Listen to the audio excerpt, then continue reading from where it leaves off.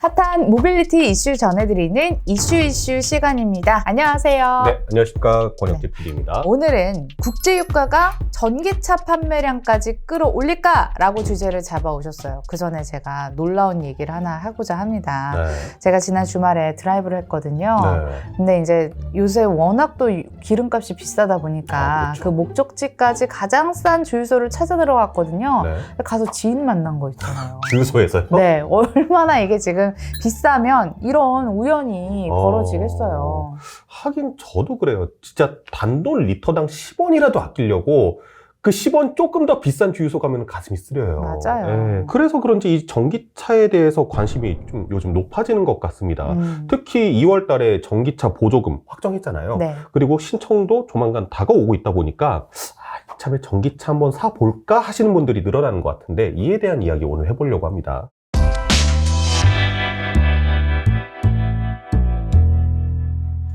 먼저 유가가 왜 이렇게 튀어오르는지 여기에 대한 이야기가 필요할 것 같습니다. 아마 우리 시청자 여러분들은 다들 아시겠지만 이게 러시아, 우크라이나 전쟁이 유가뿐만 아니라 전 세계 시장을 뒤흔들고 있잖아요. 참 안타까운 소식이죠. 네. 근데 이 침공 전에도 사실 미국의 바이든 대통령도 그렇고 이 전쟁의 가능성에 대해서 계속 타진이 되어 왔었잖아요. 그래서 국제유가를 살펴보니까 2월 달부터 이미 휘청휘청하더라고요. 그러다가 지난 2월 24일에 러시아가 우크라이나를 침공을 했는데 이때 당시에 중동에서 생산되는 두바이유가 배럴당 98.64달러 찍으면서 근 1년 동안 가장 높은 유가를 달성을 했습니다. 특히 유럽 쪽 국가를 주시장으로 하는 브렌트유 같은 경우에는요 2월 28일 날 배럴당 무려 100달러를 넘어서는 100.99달러를 달성하면서 고점 찍었고요. 네. 역시나 미국을 주요 시장으로 하는 서부 텍사스 원유 역시 2월 28일 95.72달러로 근 1년 동안의 가장 높은 유가를 달성을 했습니다. 사실 작년에도 전해드렸지만 코로나19로 인해서 워낙 또 이제 유가가 너무 뛰니까 유류세 인하까지 했었잖아요. 조금 잡힌다 싶었는데요. 또 이게 무슨 일인데요?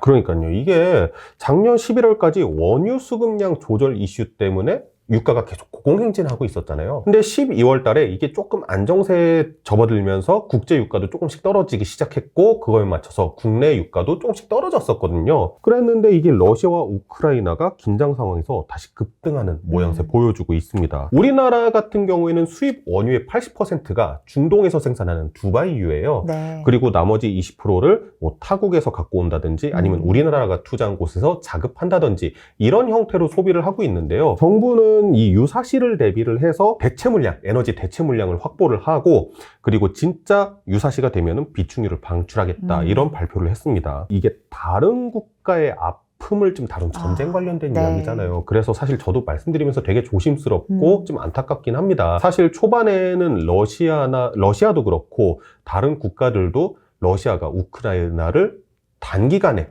침투를 해서 이렇게 잡을 것이다 라는 예상을 했었는데 생각보다 우크라이나의 항전 의지가 상당히 거세단 말이에요. 그래가지고 전쟁이 장기화될 가능성이 있다 이런 모습도 보여지고 있고 그 다음에 지금 세계 정세 자체가 우크라이나를 이제 뒤에 서방 국가와 그의 동맹 국가들 vs 러시아 이렇게 해서 지금 날선 공방을 벌이고 있는 상황이다 보니까 세계 정세 자체도 상당히 불안 이렇게 이어지고 있거든요. 그래서 이런 유가의 고공행진은 앞으로 좀 더 지속될 것 같다는 입장입니다. 국제유가가 이렇게 계속 고공행진을 하면 기름값 계속 비싸질 텐데 때마침 맞춰서 전기차 관련 세제 혜택이라든지 국고보조금, 지방보조금이 확정됐다는 소식이 들려서 혹하는 것 같습니다. 언제쯤 신청이 될까요? 조만간 될 것 같죠? 네, 조만간 될 것 같고요.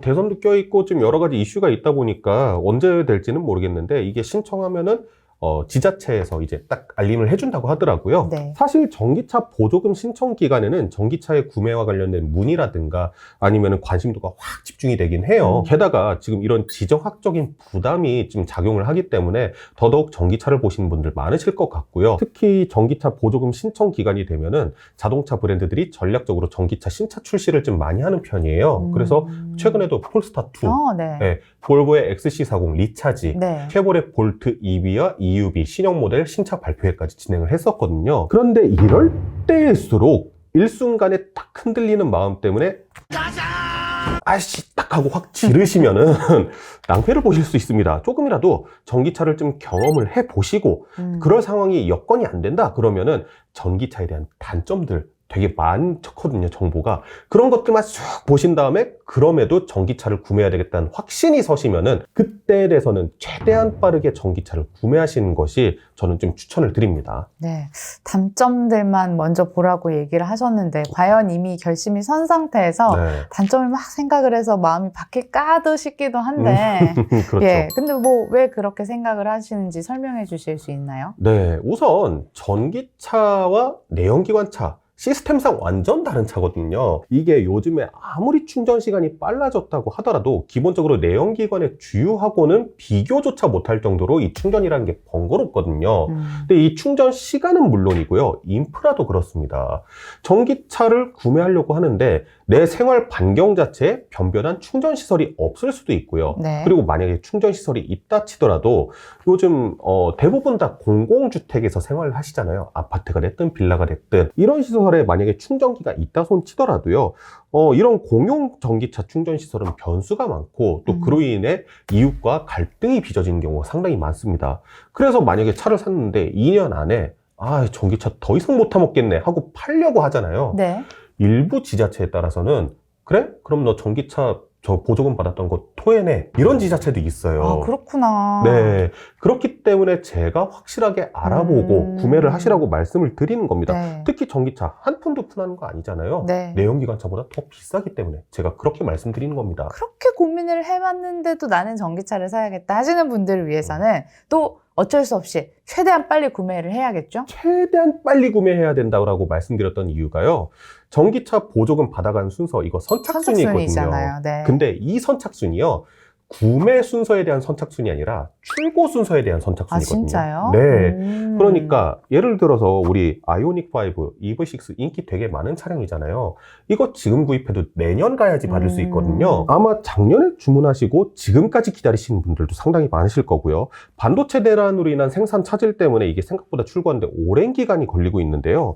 이번 대선 이후에 또 어떤 정권이 들어설지는 모르겠지만은 이 추세 자체가 이 개별적으로 지급하는 보조금 액수 자체는 적어지고 있는 그런 추세란 말이에요. 그런데 이런 추세 속에서 조금이라도 많은 보조금 받아야 되겠다. 그리고 최대한 빨리 출고받고 싶다. 그러면은 방법이 딱 하나밖에 없어요. 뭔가요? 신차로 출시하는 전기차 있잖아요. 네. 이거 예약 구매 광클한 거 말고 이미 출시된 전기차는 대기 순번이 너무 오래 밀려 있으니까 이거 새로 출시하는 거 광클하는 거 말고는 답이 없다. 그렇기 때문에 최대한 자세히 알아보고 구매하시라고 말씀을 드리는 겁니다. 네, 오늘도 좋은 말씀 잘 들었습니다. 러시아와 우크라이나 전쟁이 전기차까지 미치는 그 영향, 나비 효과의 연결고리에 대해서 오늘 이야기를 들어봤는데요. 저희가 오늘 준비한 순서는 여기까지고 다음 시간에 더 핫한 이슈 들고 찾아올게요. 시청해주신 여러분 고맙습니다. 감사합니다.